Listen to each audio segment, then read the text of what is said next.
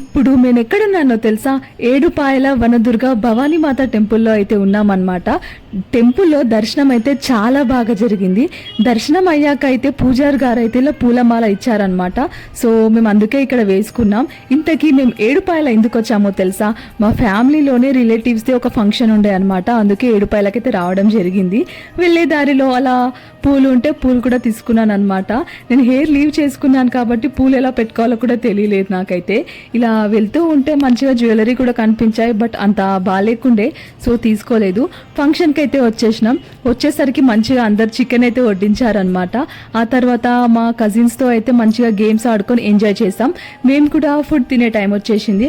మంచిగా mutton chicken అయితే లాగించేసినాం అనమాట. ఇలా ఫ్యామిలీతో ఫుల్ ఎంజాయ్ చేసాం ఆ రోజైతే. ఇలా కజిన్స్తో ఫన్, ఫ్యామిలీతో ఎంజాయ్ చాలా బాగా అనిపించింది. ఇలా చుట్టాలతో కలిసినప్పుడు ముచ్చట పెడుతూ ఉంటే అది ఒడవదనమాట. సో చూసారా అందరు ఇలా మాట్లాడుకుంటున్నారో. మాకైతే ఈవినింగ్ అయింది, ఇక చాలా అలసిపోయాం, వెళ్ళే టైం అయితే వచ్చేసింది అనమాట.